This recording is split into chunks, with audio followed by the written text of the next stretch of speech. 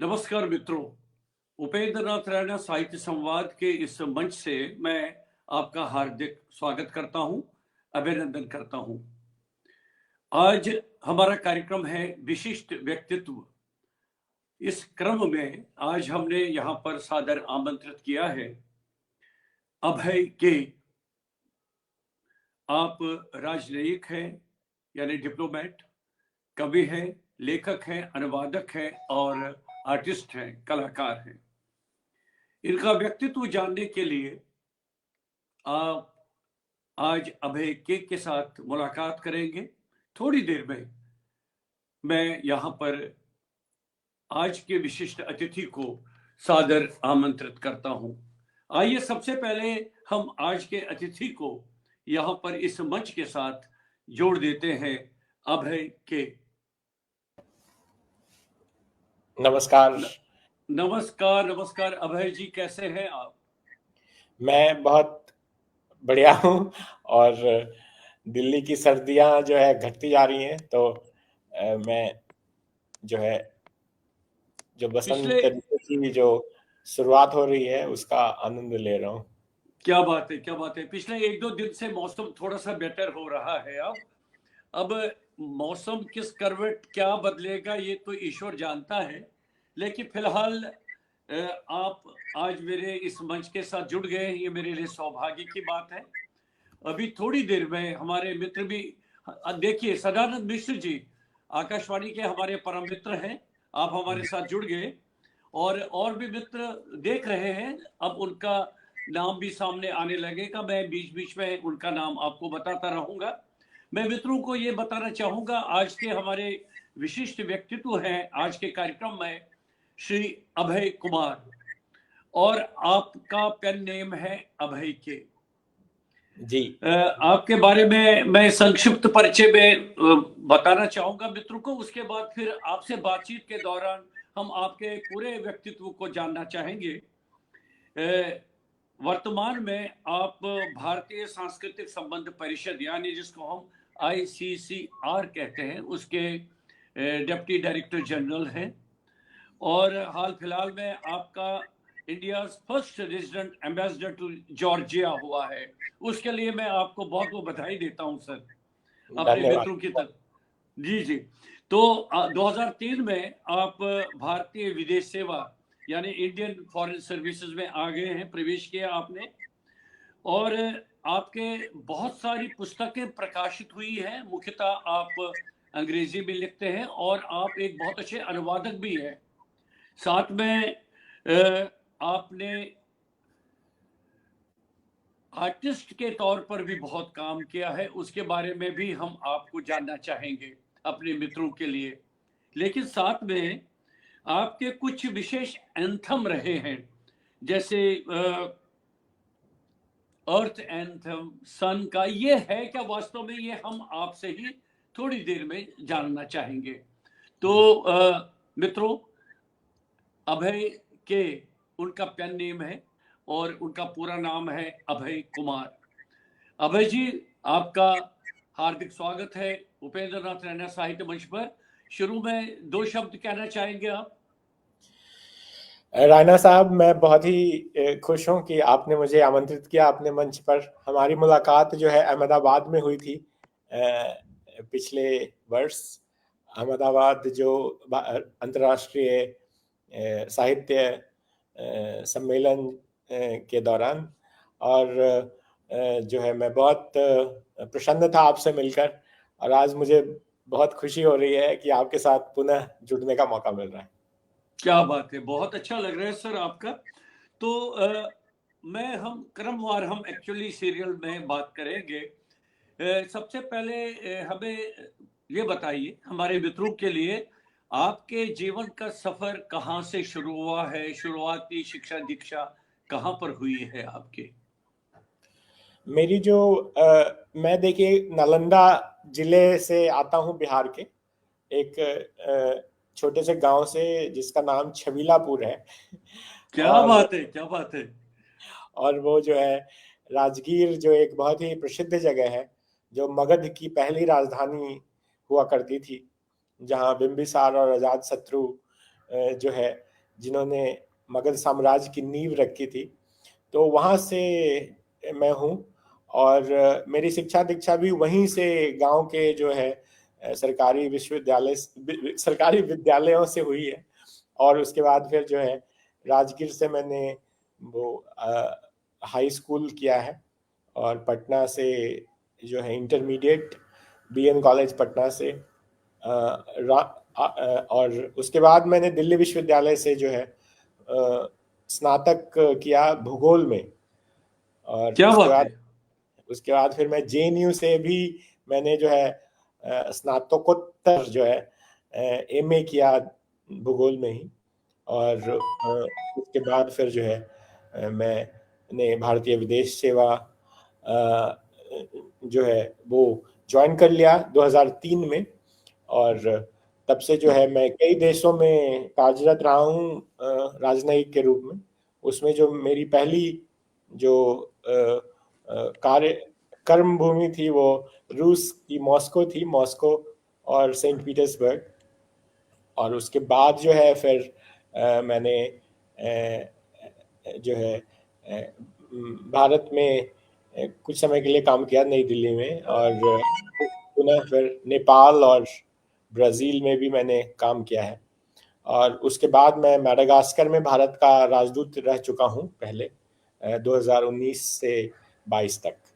और अभी जो है मैं भारतीय सांस्कृतिक परिषद जो है Indian council of cultural relations, वहाँ पे मैं जो है उप महानिदेशक के रूप में कार्यरत हूँ। आपको बहुत बहुत बधाई। अभी हाल फिलहाल में ही आपकी नियुक्ति जॉर्जिया के एम्बेसडर के रूप में हुआ है।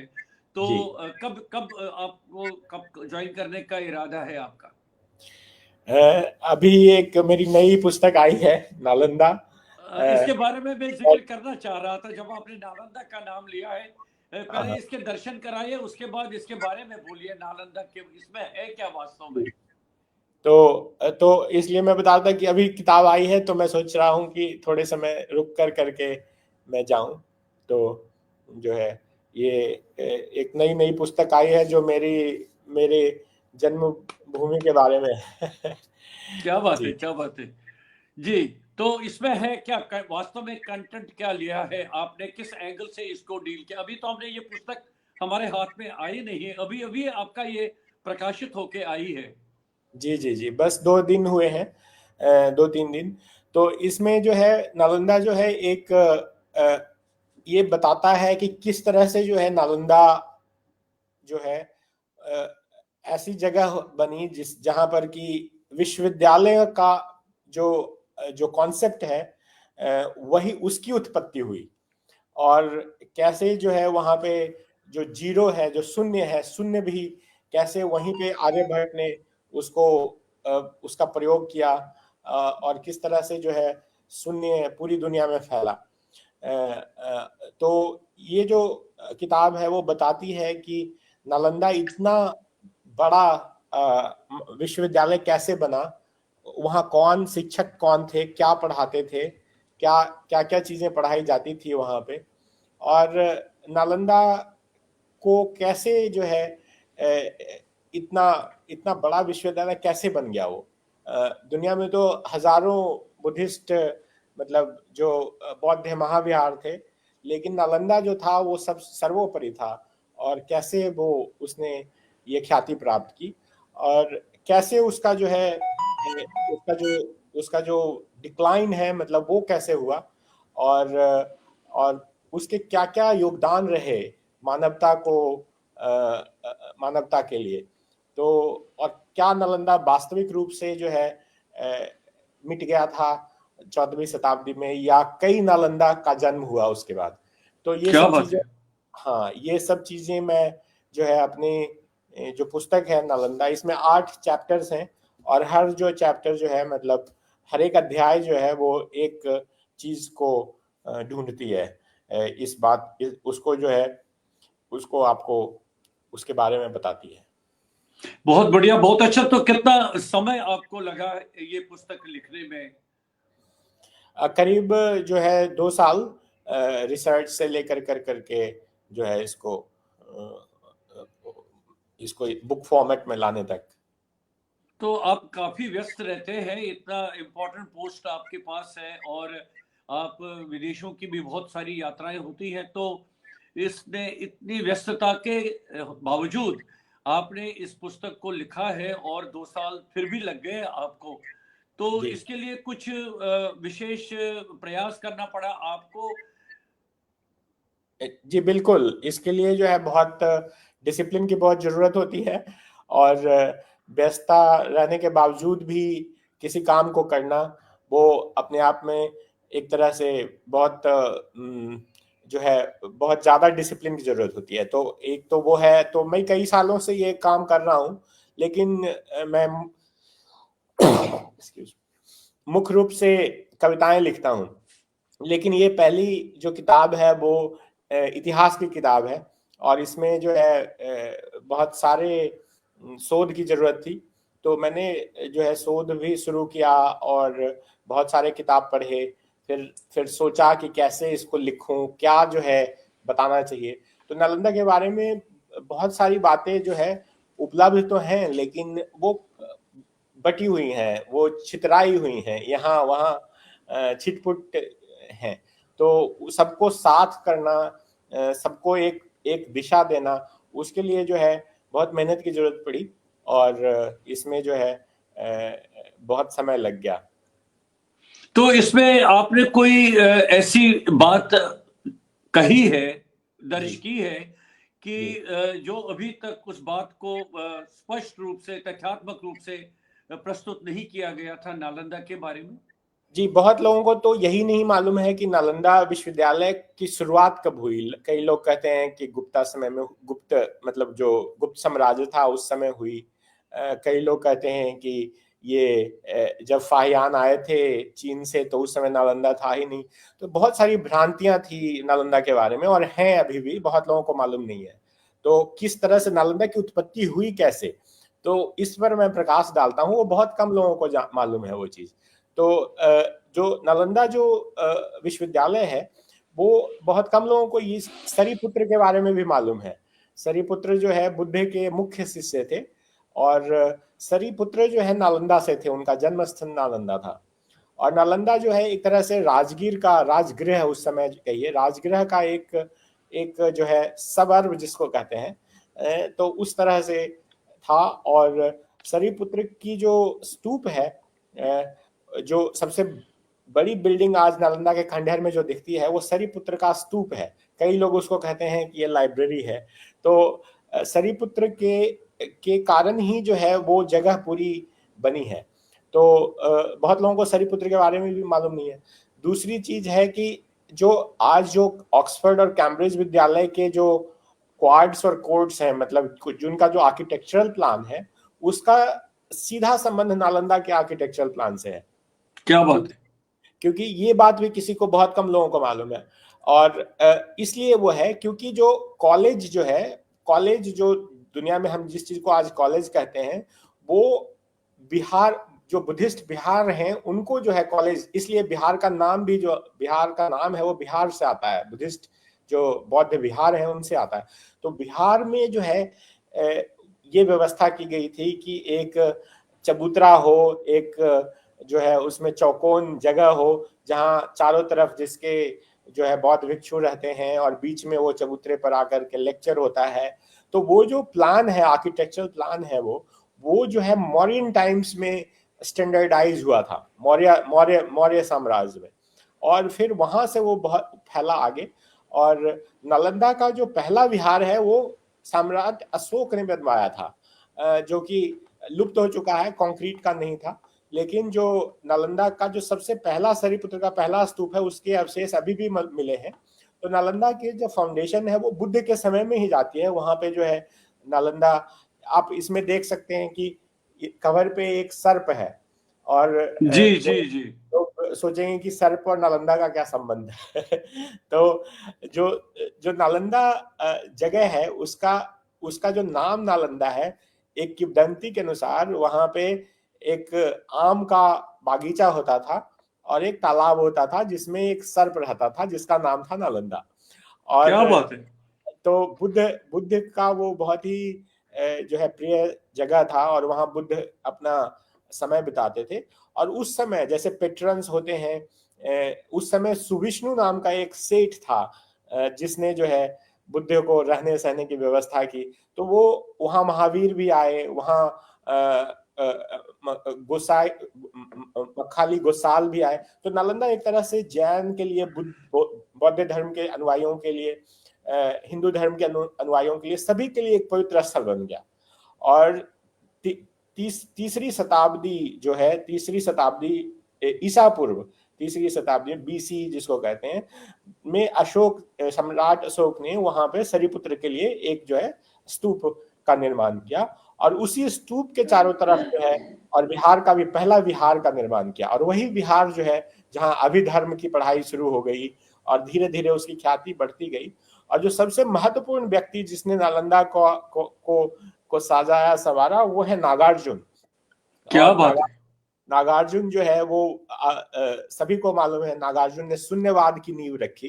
और महायान बुद्धिज्म के जो मुख्य ग्रंथ है प्रज्ञा पारमिता सूत्र, उसकी जो है, उनको कहा जाता है कि नागार्जुन ने उसको नागों से जो है, नागों के पास संरक्षित था और उसको बचा कर लाया। और जो ये प्रज्ञा पारमिता सूत्र है, उसमें ये कहा जाता है कि नागार्जुन ही शायद उसके रचयिता हैं। जो और उसको जो प्रज्ञा पारमिता सूत्र हृदय है, मतलब कि जो हार्ट सूत्र भी कहते हैं, हृदय सूत्र भी कहते हैं, उसको वो क्रेडिट देते हैं अवलोकितेश्वर बोधिसत्वा, जो बोधिसत्व अवलोकितेश्वर है, वो सरिपुत्र को वो बात बताते हैं, हृदय प्रज्ञा पारमिता सूत्र, जिसमें शून्यवाद की जो है झलक आती है। और उसमें कहा गया है कि रूप ही शून्य है और शून्य ही रूप है। क्या बात। और उस पे जो है मैंने एक प्रदर्शनी, चित्रों की प्रदर्शनी भी लगाई थी, जिसको राष्ट्रीय संग्रहालय ने हाल फिलहाल में जो है प्रदर्शित किया था नई दिल्ली में। तो ये सब बातें जो है बहुत कम लोगों को दुनिया की जो सबसे पहली जो छपी हुई किताब है, प्रिंटेड बुक है, वो जो है वो प्रज्ञा पारमिता सूत्र है। वो उसको जो है वज्र छेदिका प्रज्ञा पारमिता सूत्र कहते हैं, जो कि डायमंड सूत्र के नाम से जाना जाता है। और उसका तो जो बुक कल्चर, प्रज्ञा पारमिता सूत्र जो था वो 1 लाख से ज्यादा, 1 लाख से ज्यादा उसमें पंक्तियां थी। तो उससे जो है क्या हुआ कि महायाना बुद्धिज्म में जो है आप उतनी पंक्तियां याद नहीं रख सकते, तो उससे फिर का कार्य शुरू किया गया। नालंदा की जो महान जो पुस्तकालय के बारे में बात होती है, वो सूत्रा लाइब्रेरी थी। वहां सूत्र जो है, सूत्र का संरक्षण होता था। और सूत्र जो है संस्कृत में लिखे जाते थे। देखिए, बौद्ध धर्म की शुरुआत में तो बुद्ध जो है पाली पे, उन्होंने जो मगधी है, मागधी प्राकृत है, वो था और उसको पाली में लिखा गया। तो लेकिन जो ये नालंदा था, उसकी शुरुआत जो है नागार्जुन ने की, और मतलब कि इंटेलेक्चुअली, और सारे काम काज नालंदा में देखिएगा संस्कृत में होता था, नॉर्थ इंडिया। तो जी जी। हाँ, तो जो सूत्र थे लिखे जाते थे, तो उससे एक राइटिंग कल्चर का निर्माण हुआ। तो जो लोग तो आप अभी भी देखेंगे कि नालंदा के जो सूत्र, नालंदा की जो पुस्तकालयों के सूत्र है, वो तार जो होता है, तार के पत्तों पे है। और जो जिसको हम बुक्स कहते हैं, कि इतने सारे इस तरह की किताबें नहीं होती थी उस समय तो ये फॉर्मेट नहीं था। वो एक जो है जो उसके पत्ते हैं तार के, उसके जो कि बहुत भरपूर मात्रा में बिहार में पाया जाता है। आप जहां भी देखेंगे, जाएंगे तो बिहार में तार ही तार है, पालमीरा पाम कहते हैं उसको। और पाम जो लीव्स हैं, उन पे जो है सूत्र लिखे जाते थे।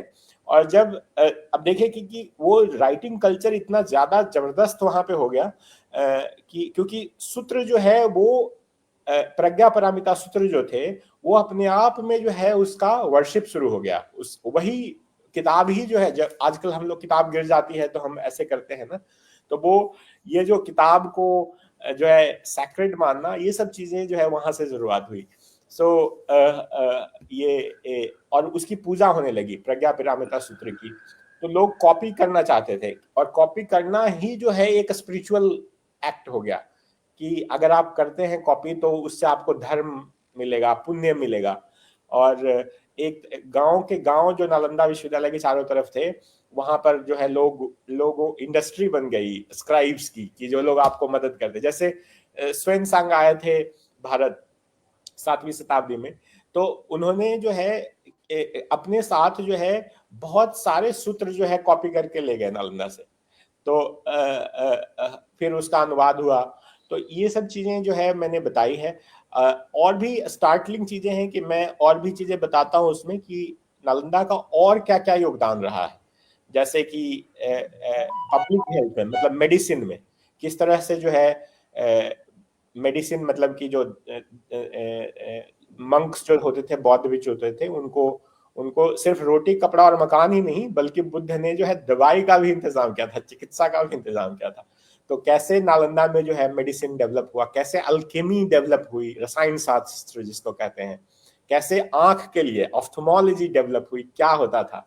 और आज जो है चीन में जो चिकित्सा प्रणाली है, वो उस समय जो है कैसे उसने मेडिएवल जो चाइना की जो चिकित्सा प्रणाली है उसको कैसे इन्फ्लुएंस किया, नालंदा के एस्ट्रोनॉमी में क्या क्या योगदान रहे। तो ये बहुत सारी चीजें मैं बताता हूँ किस तरह से। तो अभय अभय जी, आपको लग नहीं रहा कि जो इस किताब की इतनी इम्पोर्टेंट आपने कंटेंट लिया है कि जी इसको बच्चों के लिए, जो हायर एजुकेशन में बच्चे हैं, उनके लिए कोर्स में इसको होना चाहिए, इस पुस्तक को, उसके लिए कोई प्रयास होगा क्या? बिल्कुल बिल्कुल, मैं चाहूंगा कि ये जो है हर बच्चा बच्चा पढ़े, इसको जाने कि क्या गौरवशाली इतिहास रहा है नालंदा का। और सिर्फ भारत के लिए ही नहीं, कैसे दुनिया को नालंदा ने बदल डाला। जीरो से लेकर करके, आर्यभट्ट के जीरो से लेकर कर करके फिलॉसफी देखिए, महायाना जो बुद्धिज्म है उसकी नालंदा में मुख्यतः दो तरह की फिलॉसफी पढ़ाई जाती थी। एक था माध्यमका फिलॉसफी जो नागार्जुन की थी, और उसको शून्यवाद कहते थे। और दूसरा जो था योगा आचारा फिलॉसफी जो था। और जब बहुत समय तक योगाचारा को पढ़ाने के बाद वहां पे जो है वज्रयान की शुरुआत हुई। और आज पूरी दुनिया में हठ योग जो कर रहे हैं लोग, फेमस है उसमें, जिसमें आसन पे इतना जोर है ना, वो जो है वज्रयान की देन है वो। क्योंकि हठ योग जो है, पतंजलि के योग सूत्र आप अगर पढ़ेंगे तो वह उसमें सिर्फ तीन आसन, तीन सूत्रों में सिर्फ आसन का जिक्र है। लेकिन ये हठ योग जो है, जो हठ योग शुरू होता है वो नालंदा के वज्रयान से शुरू होता है। और ये वज्रयान, क्योंकि उनको जो है वज्रयान में जो है अपनी एनर्जी को बचाना होता था, तो वो जो चीजें उन्होंने, तो 84 आसनों का जिक्र है उसमें। और फिर बाद में हठ योग प्रदीपिका आई। और जो आज जो पूरी दुनिया में लोग कर रहे हैं योग, मुख्यतः आसन लोग कर रहे हैं, वो नालंदा का देन है। ये मुझे भी बात पता नहीं थी जब तक मैं रिसर्च में कर रहा था। चलिए, अब हम आपके दूसरे व्यक्तित्व, जो दूसरा साइड है आपकी पर्सनैलिटी का, आप एक बहुत अच्छे कवि भी हैं। तो जी ये कवि मन कैसे बना आपका? ये प्रेरणा कहाँ से मिली आपको? और आपने क्या अंग्रेजी में ही लिखना शुरू कर दिया कविताएं? तो जब मैं बचपन में, मेरे पिताजी एक शिक्षक थे, तो हमारे घर में किताबें बहुत होती थी। अभी भी देखिए मेरे घर में किताबें किताबें बहुत सारी किताबें। है, जी जी जी जी।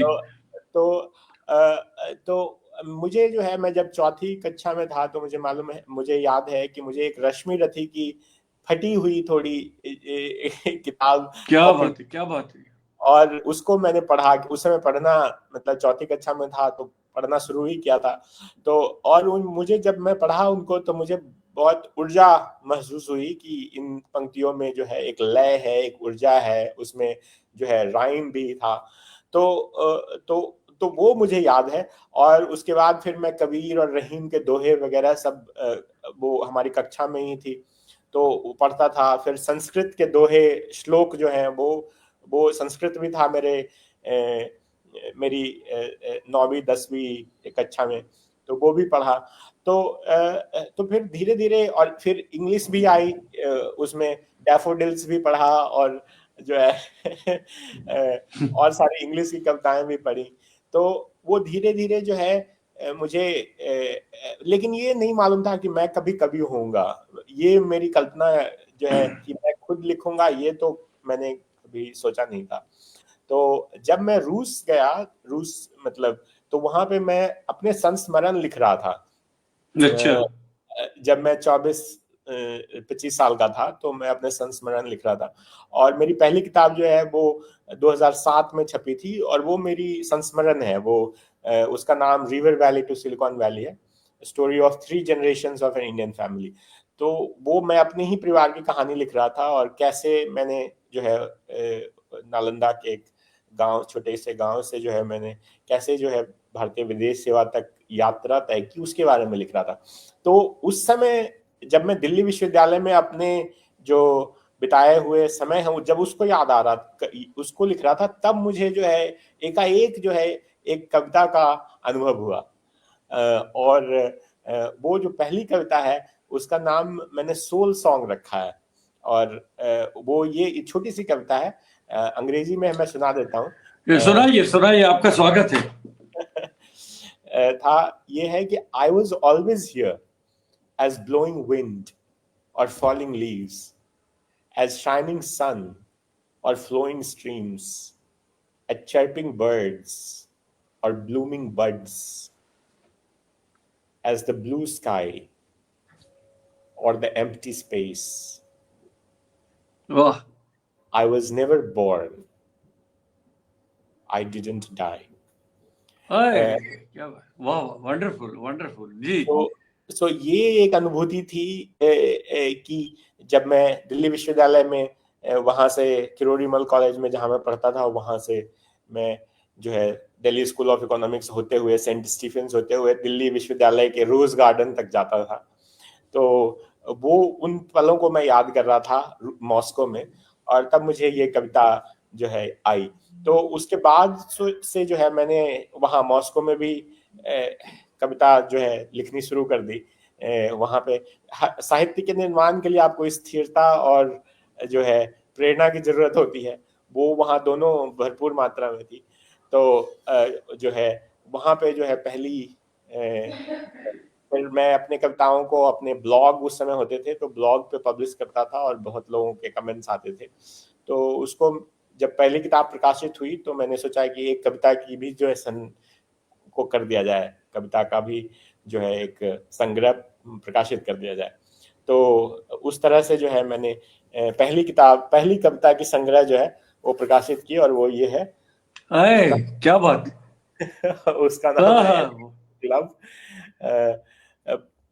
Love poems from the fairy tale city of Moscow. तो वंडरफुल वंडरफुल। तो मॉस्को में कितनी देर रहे आप फिर?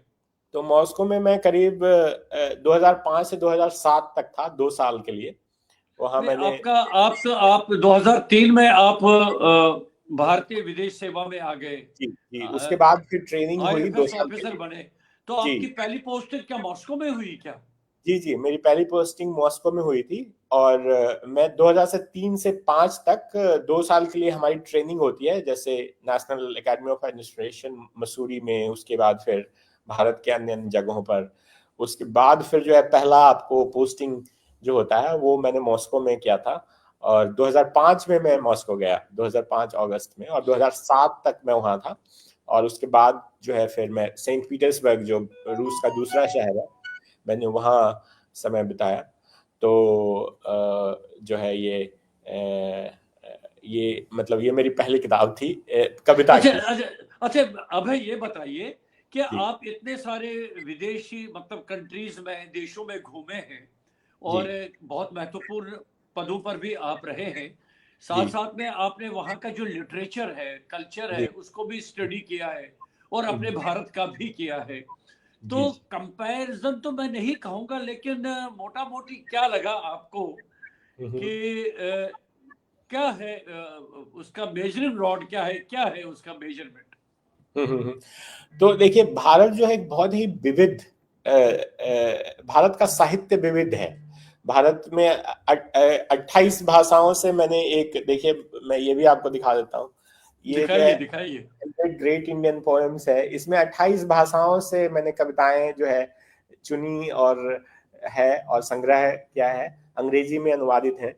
लेकिन तो भारत की जो भारत में जो सब तरह की भारत में रचनाएं हैं, मैंने जैसे ये ग्रेट इंडियन लव पोएम्स भी मैंने 3000 साल की भारतीय, भारत में कुछ भी होता है वो 3000 साल से पुराना नहीं होता, 3000 साल जी जी। तो इस तरह से हमारे जो ये देखिए, मैंने कालिदास जी को भी अनुवाद किया है, मेघदूत और उनका क्या जो बात ऋतु है, क्या बात है। जी जी जी। संहार है। तो ये भारत की कुछ और बात है, भारत का साहित्य इतना समृद्ध है, इतना इतनी भाषाओं में इतना बहुआयामी है कि जो है वो एक तरह से इसका कोई कंपैरिजन नहीं है। तो मतलब कि भारत को मैं एक तरह से कल्चरल पावर हाउस मानता हूँ, भारत के जैसा वाह। कहीं कहीं नहीं है कुछ, भारत की जितनी विविधता है। अब है कि देखिए दूसरे देश जैसे हैं, तो वहाँ वहाँ का साहित्य जैसे हर हर हर जगह की साहित्य में मतलब थोड़ी बदलाव हो जाती है। वो जिस तरह से उनके क्लाइमेटिक कंडीशंस हैं, जिस तरह से उनकी उनकी सोच है, जिस तरह से उनकी संस्कृति है। तो जैसे फॉर एग्जांपल आप अगर पोएम्स पढ़ेंगे नॉर्दर्न यूरोप से, फॉर एग्जांपल नॉर्थ, हम्म। तो वहां पे आपको जो है उनका जो साहित्य है उसमें आपको मेलांकली मिलेगी, हम्म। एक तरह का मेलांकलिक टोन होगा। आप जैसे थॉमस ट्रांसट्रॉमर को पढ़ लें, या कई कवि जो हैं, मतलब जो उन उन क्षेत्रों से आते हैं, तो मेरे ख्याल से वो जिस तरह का वो एक्सपीरियंस करते हैं, जिस तरह का ग्लूम है, डूम है, जो एक्सपीरियंस करते हैं, वो आता है। भारत में एक तरह से आप देखेंगे तो एक एक तरह की ऊर्जा है, आप चाहे उसमें एक तरह का वार्मथ है ना, क्योंकि यहाँ पे उस तरह का क्लाइमेट है, उस तरह के लोग हैं, बड़े हंसते खेलते हुए लोग एक दूसरे से मिलते हैं। आप लैटिन अमेरिका, जैसे मैंने लैटिन अमेरिका एक किताब अल्फाबेट्स ऑफ लैटिन अमेरिका भी लिखी है, the alphabets of Latin America, जो कि कई भाषाओं में अभी अनुवादित हो चुकी है, और साहित्य अकादमी पुरस्कार के लिए भी इस बार उसका नामांकित किया गया था। तो जो है वो उसमें जो है आप लैटिन अमेरिका की जो पोएट्री आप देखेंगे, तो लैटिन अमेरिका भारत की तरह ही वार्म है ना, पैशनेट है। तो वहां के पोएम्स, अगर पाब्लो नेरुदा को आप पढ़ें या ऑक्टावियो पाज को पढ़ें, दोनों जो है पोएट डिप्लोमैट्स थे, तो या गैब्रिएला मिस्त्राल को पढ़ें, तो हर जगह की जैसे कुछ चीजें तो समान ही होती है, क्योंकि ह्यूमैनिटी सेम है, जो मानवीय जो जो इमोशंस हैं वो तो सारे एक ही होते हैं, सभी एवरीबडी फील्स द सेम, है ना, लव सबको होता है, ये, और जो हम सेंसेस से जो फील करते हैं वो तो सभी का समान है ना। लेकिन जो जोग्राफिकल डाइवर्सिटी है वो आ जाती है, जैसे मैं मेडागास्कर में भी रहा हूँ, और वहाँ पे जॉन जॉन जोसेफ राविलेटेरो जो है वो अफ्रीका के प्रथम मॉडर्न कवि माने जाते हैं, वो मेडागास्कर से। तो उनकी कविताएं आप पढ़ें तो एक तरह से बहुत कुछ फ्रेंच इन्फ्लुएंस भी है, लेकिन वहाँ का भी जो है वो उनकी ओरिजिनलिटी आती है, और जो चीजें वो फील करते हैं, जिस तरह से सोसाइटी होती है, तो उस तरह से मैं कहूँगा कि भारत का साहित्य जो है बहुत ही विविध और समृद्ध है। अन्य तो अन्य तो जगहों आपने में आपने हिंदी में भी कुछ प्रयास किया है लिखने का, कविताएं? हिंदी में प्रयास तो किया है, और जो है वो कई कविताओं का अनुवाद भी हुआ है, जो है कई लोगों ने अनुवाद भी किया है उसका, एक आपकी तो कविता, आपकी अंग्रेजी कविताओं का ना? जी हाँ, कुछ सुनाइए, अंग्रेजी एक दो हिंदी में भी कुछ एक दो कविताएं सुना। अच्छा, आपकी जो अपनी मौलिक कविता है, ओरिजिनल है, वो भी सुनाइए, और जी। किसी ने जो अनुवाद किया है वो भी सुनाइए आप। तो मौलिक रूप से मैं कविताएं अंग्रेजी में ही लिखता हूँ, ये मुझे हिंदी में मालूम है तो हिंदी में मैं जी नहीं जी। लिखता हूँ। लेकिन जो है वो क्योंकि आई थिंक मेरे लिए, क्योंकि मैं इंटरनेशनल इन्वायरमेंट में चला गया, तो वो इंग्लिश जो है वो आसान हो गया है। तो और हिंदी जो है वो मतलब कि मैं मतलब मुझे लगता है कि आदमी को उसी भाषा में लिखना चाहिए जिस भाषा को आप हर दिन प्रयोग करते हैं, जिसका, है ना। क्या बात है, बिल्कुल सही बात है। तो वही आपकी मातृभाषा है। जी मातृभाषा जी ये नहीं है कि माँ क्या बोलती है। जी जी। मातृभाषा ये है कि आप हर दिन क्या प्रयोग कर रहे हैं। तो तो एक जो है वो अम, ये मैंने जो आपने मेंशन किया था पृथ्वी गीत जो है, अर्थ जी जी। एंथम है, उसका अनुवाद जो है मंगलेश दबराल जी ने किया है क्या हिंदी बात में। है। तो मैं वो आपको सुना देता हूँ।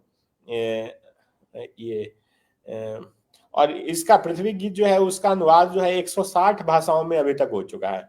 वाह वाह वाह, क्या बात है। क्योंकि इसका, मेरी यह भी एक इच्छा थी कि पूरी दुनिया का एक सूत्र में बांधने के लिए भी हमें एक एंथम चाहिए। तो मैंने 2008 में एक अर्थ एंथम लिखा था, और वो अर्थ एंथम का पहले अंग्रेजी में सुना देता हूँ और फिर हिंदी में, या पहले हिंदी में सुना दूं और फिर अंग्रेजी में। जो आपकी इच्छा है। हमारे बहुत सारे अच्छा सुनिए, मैं जी कुछ 30 सेकंड लेना चाहूंगा। जी जी हमारे बहुत सारे मित्र आपको सुन रहे हैं। कुसुम जी डोगरा जी सुन रही है, आशमा कौल, अनदा पाटनी जी अमेरिका से जुड़ी है, जी बालकृष्ण सन्यासी जी जम्मू से जुड़े हैं, भारत दास जी हैं, भानु प्रकाश रघुवंशी हैं, सदानंद मिश्र जी, सुमित रजौरिया जी हैं, राधा शर्मा है, विकेश निझावन जी है, डॉक्टर रमेश चंद्र शुक्ल जी हैं, सरोजनी कौशिक जी हैं, निर्देश निधि जी हैं, पिलकेंद्र अरोड़ा जी हैं, ऋतु माथुर जी हैं, जसपाल बंगा जी हैं। बहुत सारे मित्र आपको सुन रहे हैं। अभय जी, आप सुनाइए। वंडरफुल।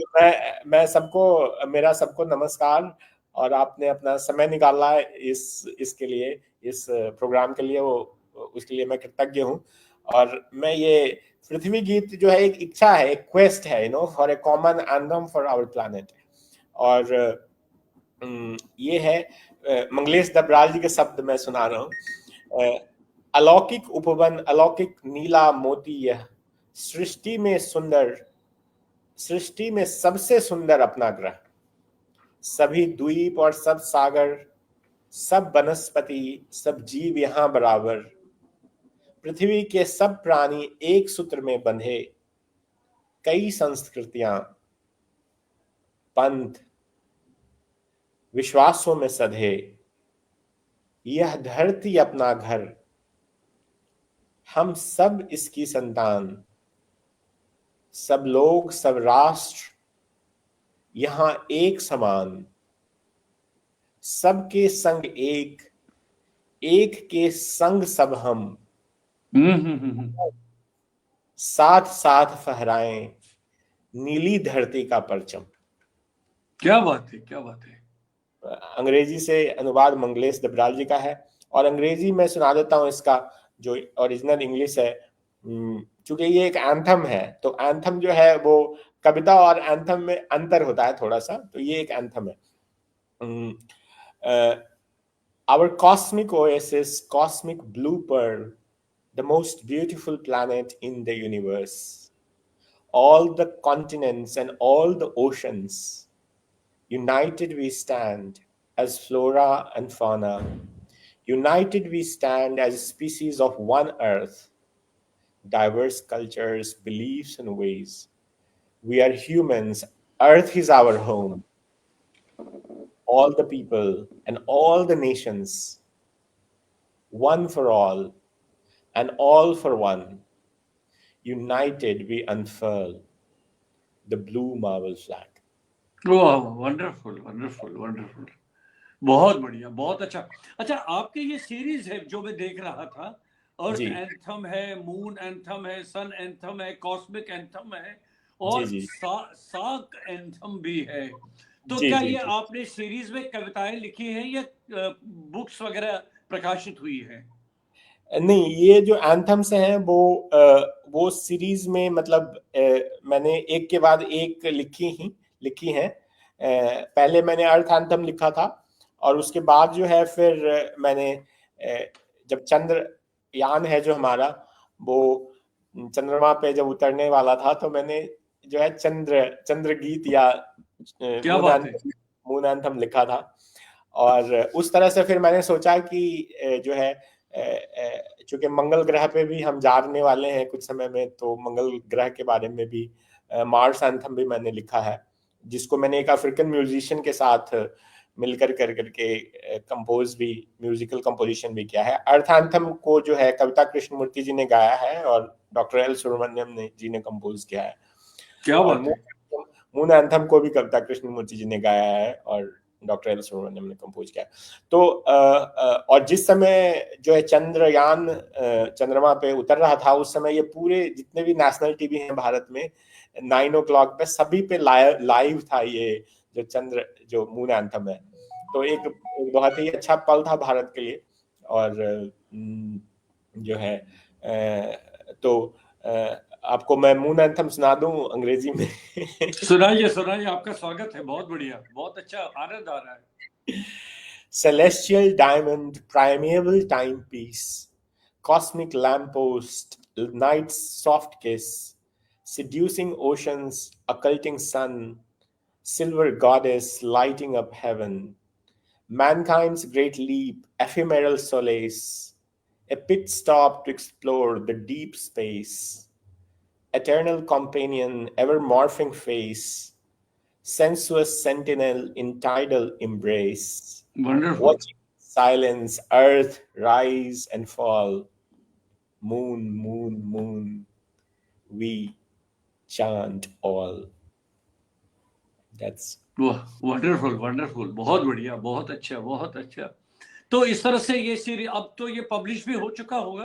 जी जी जी, ये सारी कविताएं, ये जो सारे एंथम्स हैं वो एक मेरी पोएट्री किताब है स्ट्रे पोएम्स, उसमें है सारी। और ऐसे वो ऑनलाइन भी पब्लिश्ड है, वो स्क्रॉल जो है scroll.com, उसने पब्लिश किया था सारे एंथम्स को एक साथ। तो ये पब्लिश्ड भी है, सूर्य पे भी है और वीनस पे भी है, और जो जितने ग्रह हैं हमारे सोलर सिस्टम में, सौरमंडल में, सभी के ऊपर जो है मैंने गीत लिखे हैं। बहुत बढ़िया, बहुत अच्छा। अच्छा ये बताइए, आपकी कविताओं पर बातचीत और करेंगे, और भी कविताएं सुननी है आपकी। आप जी वर्तमान में ICCR भारतीय सांस्कृतिक परिषद के उप महानिदेशक है। जी व्यक्तिगत रूप से आपके क्या प्रयास रहे कि जो भारतीय संस्कृति है जी जी उसको विदेशों में और उसका प्रचार प्रसार हो, और जी जी सकारात्मक रूप से उसका प्रभाव भी रहे बाहर। तो जी जी। आप व्यक्तिगत आपके प्रयास क्या रहे इस दिशा में? तो एक तो हम लोग जो है एक योग, अंतर्राष्ट्रीय योग जो है कॉन्फ्रेंस है, वो हम करते हैं। तो हमने पहला योग जो कॉन्फ्रेंस है अफ्रीका में किया था पिछले साल डरबन में, जिसमें पूरे अफ्रीका से हमने योग के जितने साधक हैं उनको बुलाया था, और योग की जो परंपरा है, योग का जो ज्ञान है, उसको अफ्रीका में किस तरह से मजबूत किया जाए, उस पर हमने पहल की थी। एक हमने जो है इंडोलॉजिस्ट, जितने भारतीय विषय जो पढ़ाए जाते हैं, जैसे इंडोलॉजी है या हिंदी है, संस्कृत है, योग है, इंडियन डांस एंड म्यूजिक है, जितने लोग दुनिया में उसको पढ़ाते हैं, तो उनके जो टॉप प्रोफेसर्स हैं और टॉप जो लोग हैं, उनको हमने भारत बुलाया था पिछले साल, नहीं 2023 में दिसंबर में। और हमने जो है अंतर्राष्ट्रीय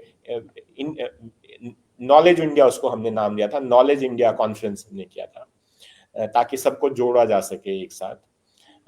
अभी जो है मेरा ध्यान है हिंदी को किस तरह से जो है विदेशी सीख सकें, कैसे उनको जो है 60 आवर्स या 90 आवर्स का कोर्स के रूप में बनाया जाए, जो कॉमन कोर्स हो और जिसपे सर्टिफिकेशन उपलब्ध हो। उस दिशा में मेरा प्रयास जारी है। अभी तक इतने सालों से हमने ऐसा कोई स्टैंडर्ड कोर्स का निर्माण नहीं किया है, तो जैसे फ्रेंच लोग सीखते हैं या स्पेनिश सीखते हैं। तो ये इस पर भी कार्य जारी है।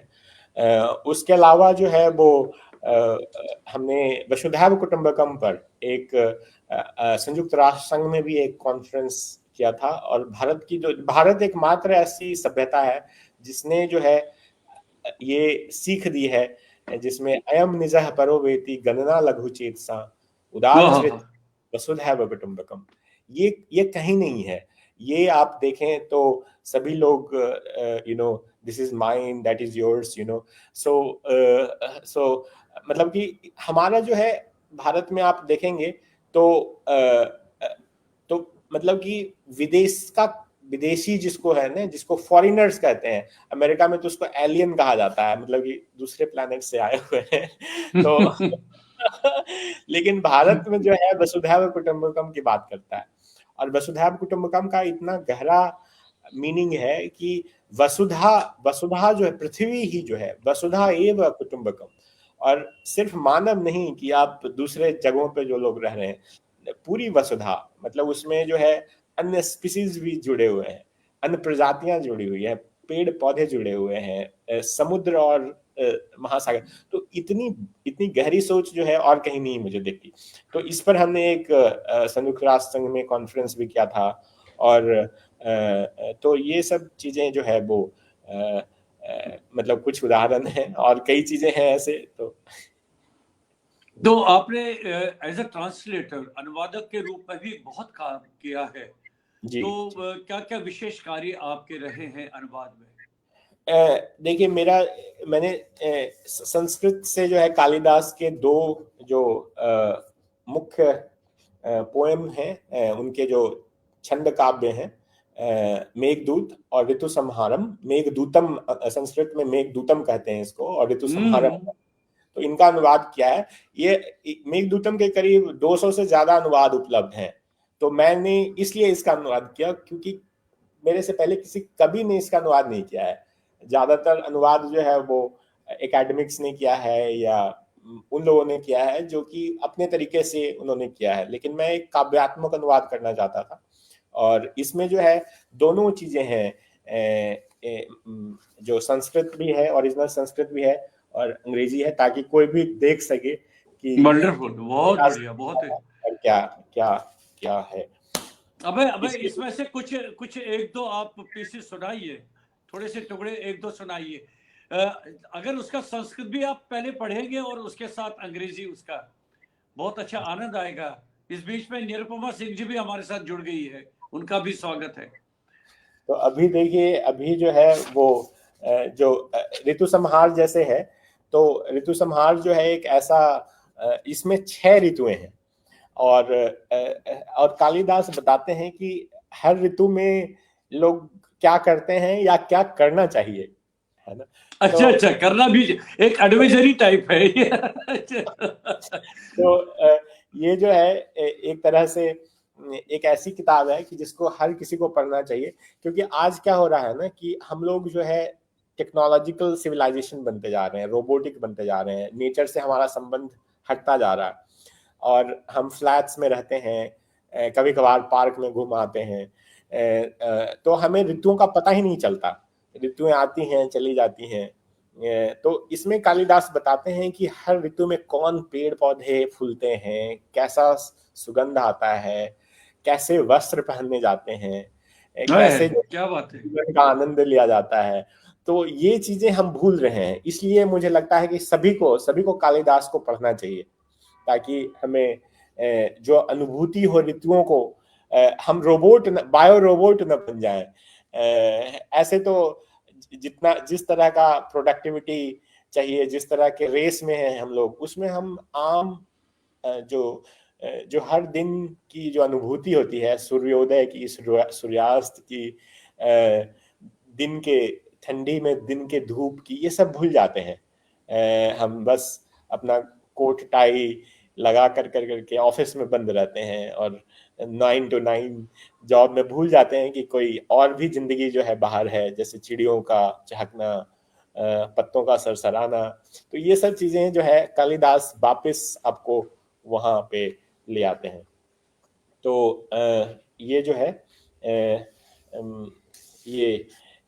ये जो है विंटर, जो अभी जो सीजन है भारत में, वो पहले संस्कृत में भी हाँ सुनाइए मूल में। हाँ जी हाँ जी। हाँ हाँ। सो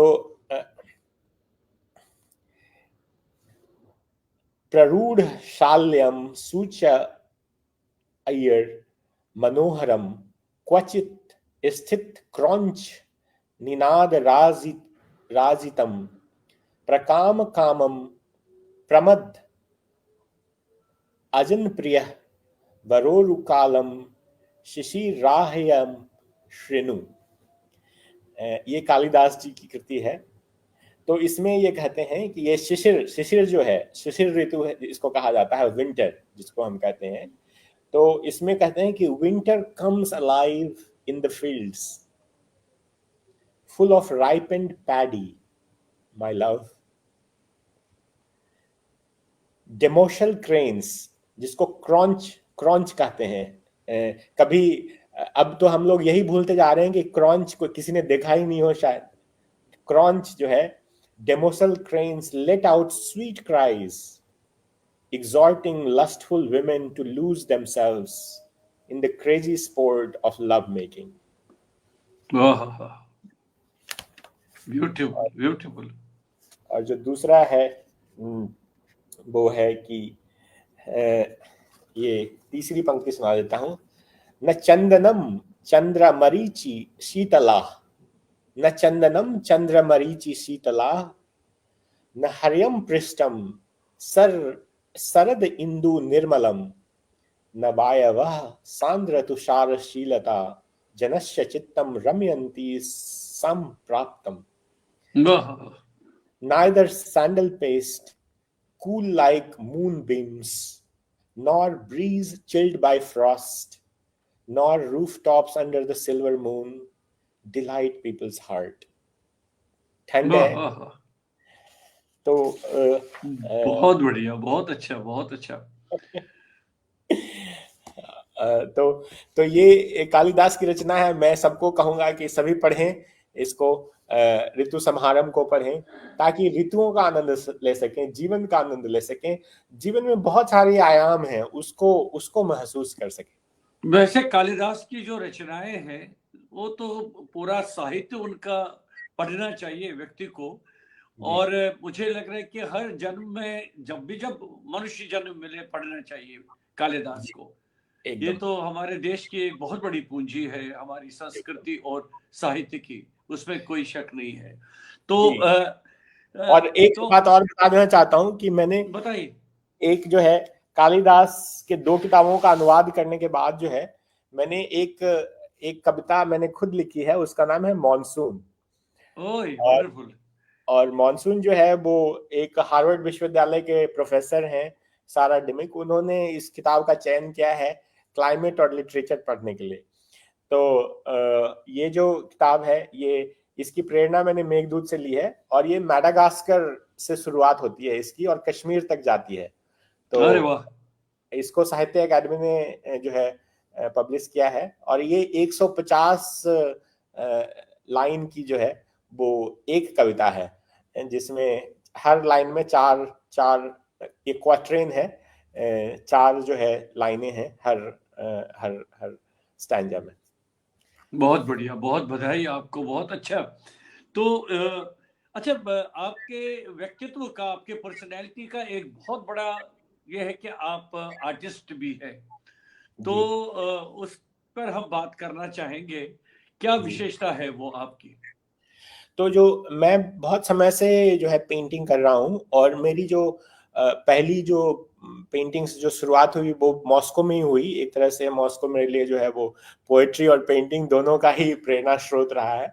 और वहाँ पे मैं बहुत सारे जो आर्टिस्ट हैं उनके साथ मिला, उनके स्टूडियो गया, उनसे सीखा मैंने करना। और जो मेरा जो पहला थीम था वो था जो वसुधैव कुटुंबकम का जो थीम है, अर्थ फर्स्ट, मतलब कि हम we put the planet first, मतलब कि पृथ्वी को हम अपने से जो है ऊपर रखें और अपने ग्रह को ऊपर रखें। तो उसको प्लैनेटरी कॉन्शियसनेस कहते हैं कि we are not only a country but also a planet. तो वो जो आइडेंटिटी है उसको हमें सर्वोपरि रखना चाहिए। वो याद रखना चाहिए हमें कि हमारे पास देश कई हैं लेकिन ग्रह एक ही है। तो वो जो कॉन्शियसनेस है, कैसे हम ट्रांसेंड कर रहे हैं जो है नेशनल कॉन्शियसनेस से इंटरनेशनल कॉन्शियसनेस या ग्लोबल प्लैनेटरी कॉन्शियसनेस की तरफ, जो वसुधैव कुटुंबकम हमें बताता है। तो उस थीम पे मैंने पेंटिंग्स बहुत सारी बनाई और कई देशों में उसका प्रदर्शनी भी मैंने किया है। और हाल फिलहाल में जब मैं नालंदा पे काम कर रहा था तो मुझे जो है शून्यता, जो नागार्जुन की शून्यता है, जो कि मुझे हार्ट सूत्रा में, मतलब हृदय सूत्र जो प्रज्ञा पारमिता हृदय सूत्र है, उसमें जो है इसके बारे में मुझे पता चला। और वो राजगृह में जो है जो अवलोकितेश्वर हैं, बोधिसत्व अवलोकितेश्वर, वो जो है बताते हैं सरिपुत्र को इसके बारे में कि शून्यता क्या है। और तो उसका जो मेन थीम है कि रूप शून्यता जो है ना, रूप ही शून्यता है और शून्यता ही रूप है। तो इस पर मैंने 60 पेंटिंग्स बनाई हैं। और वो जो है किस तरह से जो है मैं इन पेंटिंग्स में, सारे पेंटिंग्स जो है वो सर्कल्स हैं जो कि शून्य को दिखाता है। और उसमें जो रूप है वो मुझे जो है, जब मैंने पेंटिंग शुरू की तो रूप अपने आप प्रकट होने लगे। जैसे कि एब्स्ट्रैक्ट होता है तो अपने आप जो है मुझे आकृतियां दिखने लगी जब भी मैं कैनवस पे जो है पेंट फिल करता था। तो उस तरह से जो है ये 60 पेंटिंग्स हैं, सारी सर्कुलर हैं, सारी राउंड हैं। और उसमें जो है मैं ये दिखाता हूँ कि किस तरह से शून्य रूप में परिवर्तित होता है और किस तरह से रूप शून्य में परिवर्तित होता है। और शून्य जो है स्थिर रहता है लेकिन रूप बदलता रहता है। तो क्या बात है। शून्य जो है अल्टीमेट जो अल्टीमेट रियलिटी जो शून्यवाद में है, नागार्जुन के शून्यवाद में या बुद्ध के शून्यवाद में, वो बुद्ध के ही जो है प्रतीत्य समुत्पाद जो उनकी जो थियरी है, उसी से जो है शून्यता आती है। तो वो चीजों को मैंने दर्शाया है। और ये बहुत ही पॉपुलर एग्जीबिशन है, बहुत डिमांड में है एग्जीबिशन ये। और हाल ही में ये बिहार म्यूजियम पटना में और सालारजंग म्यूजियम हैदराबाद में भी जो है प्रदर्शित हुआ था। तो कुल मिलाकर कितने चित्र होंगे आपके, कितनी पेंटिंग्स होंगी आपकी? मेरी करीब 100 से ज्यादा पेंटिंग है मेरी। वो जो है 60 पेंटिंग्स तो इसी शून्य की है। और पहले से भी मैंने जो है पेंटिंग्स बनाई हैं 2005 से लेकर करके 10 तक। तो वो तो भी जी जो कभी आपको विचार आया है कि हर एक पेंटिंग जो है जी उस पर आधारित आप अपनी एक पोएम लिखेंगे और जी फिर इसको पुस्तक के रूप में आप पब्लिश करेंगे, कैसा रहेगा? मैंने एक वो जो पुरानी पेंटिंग्स हैं उस पे कोशिश की है। तो पेंटिंग तो अपने आप में एक विजुअल पोइट्री होती है। वो अब उसको उस पे कविता लिखना थोड़ा ज्यादा ओवर एक्सप्लेनेशन हो जाएगा। अच्छा। लोग देखते हैं किसी पेंटिंग को तो वो देखिए हर कोई कविता या पेंटिंग जो है, हर किसी को का अपना मीनिंग होता है। हम हर कोई भी पढ़ता है उसको या कोई देखता है तो हम वही चीज समझते हैं जो हमारे भीतर है। तो सब कोई एक ही कविता होती है लेकिन उसको हर जो पढ़ने वाला है उसके लिए वो अलग कविता होती है। तो उसी तरह से हर पेंटिंग जो है एक दूसरे उसके लिए जो है, जो भी देखता है वो कुछ और एक अलग पेंटिंग के रूप में उनके सामने आती है। तो अच्छा, आपने और किस विधा में, पोइट्री तो आप कर ही रहे हैं, जी तो प्रोज है या ड्रामा है, तो उसमें भी कुछ लिखने का प्रयास हुआ है आपका? नहीं, ड्रामा तक तो मैं नहीं पहुंचा हूँ अभी तक। वो लेकिन पोएट्री जो है, और ये मेरी प्रोज की पहली, मतलब बायोग्राफी मैंने पहले लिखी थी। और ये एक इतिहास की जो किताब है तो नालंदा के बारे में। तो ये मेरी, मतलब मैं मुख्य रूप से कवि ही हूँ। और जो मेरी प्रोज भी होती है वो पोएटिक होती है। तो अच्छा, अभय जी ये बताइए, आप चाहे अपने प्रोफेशन में, अपनी नौकरी में जी बहुत सारे देश विदेश बहुत घूम के आए हैं, जी तो जो भारतीय साहित्य है, संस्कृति है, जी उसको आप एज एन एम्बेसडर किस तरह से आप उन देशों में उसका उपयोग कर पा रहे हैं? हम्म। तो जैसे देखिए भारत की जो कुछ चीजें हैं जो बहुत ही ज्यादा डिमांड में है, जैसे मैंने बताया योग जैसे है। तो मैं जहां भी जाता हूँ वहां पे योग की जो है, मतलब लोग कहते हैं भारतीय राजदूतावास कुछ करे योग के लिए, तो हम भारत से योग के शिक्षक भी उपलब्ध करवाते हैं। बहुत लोग हिंदी सीखना चाहते हैं। बहुत लोगों को जो भारतीय जो खान पान है वो पसंद होता है। तो हम जब हम राजदूत होते हैं या राजनयिक होते हैं तो एक काम हमारा ये भी होता है लोगों को भारतीय खान पान से अवगत कराना।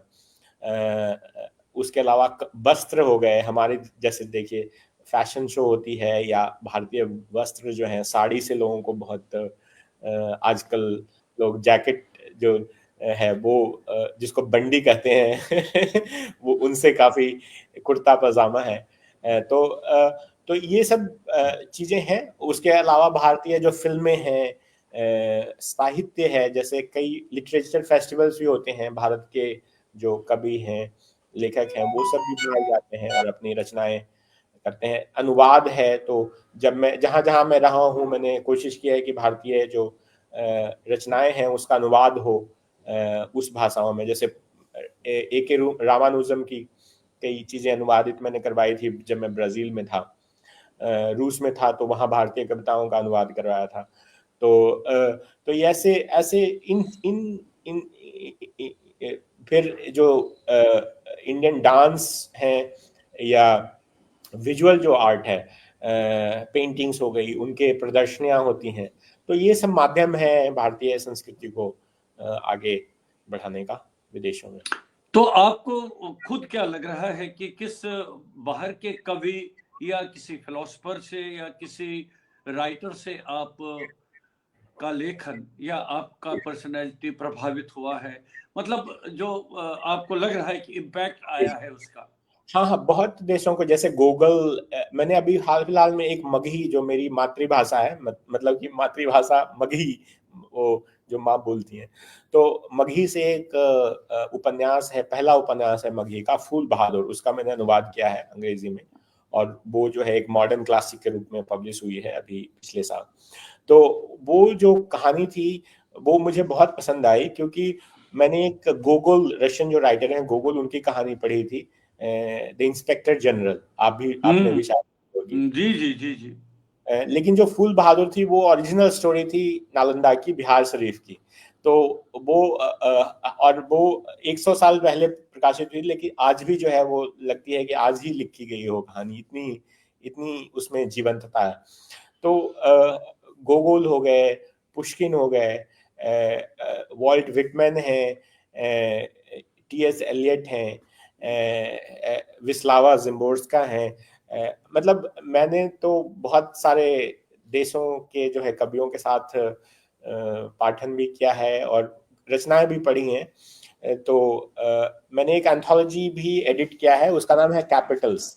तो ये जो कैपिटल्स है, इसमें 185 देशों के कवियों का जो है की रचनाएं हैं। वो क्या बात है! वो अपनी अपनी कैपिटल सिटी के बारे में उन्होंने कविताएं लिखी है। इसमें नोबेल प्राइज विनर भी हैं, पुलित्जर प्राइज विनर्स भी हैं, और बड़े बड़े कवि हैं अपने अपने देशों के। तो मैं कभी कभार सोचता हूँ कि मेरा दिमाग कितना सुंदर होगा जिसमें 185 कवि रह रहे हैं। बहुत अच्छी बात कही है आपने, क्या बात है! मैं चाहता हूं कि 1085 लोग कवि रहे और काम जी। करिए आप। तो अब आपका वर्तमान का प्रेजेंट प्रोजेक्ट क्या है आपका लेखन के क्षेत्र में अब? मैं जहाँ जाता हूँ वहाँ के बारे में मैं लिखने की कोशिश करता हूँ, और मैंने बताया आपको, the alphabets of Latin America जो है मेरी एक कृति है, जब मैं लैटिन अमेरिका में था। और जब मैं नेपाल में था तो मैंने ये the eight eyed lord of Kathmandu लिखी थी, जो कि कई भाषाओं में ये भी अनुवादित है। और ये दिल्ली के ऊपर जो है मैंने द सिडक्शन ऑफ दिल्ली लिखी है, जो कि अभी 11 साल हो गए तब से, ये तब अभी भी प्रिंट में है। ये एक मेरी क्या कविता। बात है, क्या बात है! जी जी। तो अभी जो है, मैं जब अफ्रीका में था तो मैंने ये एक पूरे अफ्रीका के बारे में एक कविता संग्रह की रचना की है, जिसका नाम इन लाइट ऑफ अफ्रीका है। एंड वो मतलब वो आगे आने वाली किताब है। उसको मैंने 2019 से 2022 तक जो है उस समय लिखा था, और वो शायद इस साल या अगले साल तक आ पाए। कविता संग्रह प्रकाशित करना बहुत मुश्किल होता है, और लोग प्रोज जो है पब्लिश करना चाहते हैं, लेकिन कविता जो है कम पब्लिशर्स पब्लिश करना चाहते हैं। तो वो है। और जो है एक एक जो है भारतीय जो इंग्लिश पोइट्री है, मतलब अंग्रेजी लेखन है, कविताएं जो लिखी गई है, उसका 200 साल भी अभी आने वाला है। तो मैं सोच रहा था कि उस पे कुछ काम किया जाए, तो ये सब बहुत चीजें। बढ़िया। तो अच्छा, अब देखिए, बात करते करते हमारा 1 घंटा 5-7 मिनट चले गए, पता भी नहीं चला। तो ये बताइए, अब आप जॉर्जिया कब जा रहे हैं, कब आप एज एन एम्बेसडर आप टेक ओवर कर रहे हैं वहां पर? अभी जो है मैं आपको बता रहा था कि अभी नालंदा आई है, तो अभी थोड़े समय तक मैं नालंदा के साथ थोड़ा व्यस्त हूँ। कई सारे लिटरेचर फेस्टिवल्स में मुझे जाना है, और उसके बाद अभी जो है दिल्ली में होने वाला है अभी बुक फेयर, जी पहली जी जी, फरवरी से। वर्ल्ड बुक फेयर भी होने वाला है। तो ये सब चीज़ों को करने के बाद जो है मैं सोच रहा हूँ कि तब तक थोड़ा समय भी मुझे मिल जाएगा साहित्य पे काम करने का, उसके बाद जाऊँ।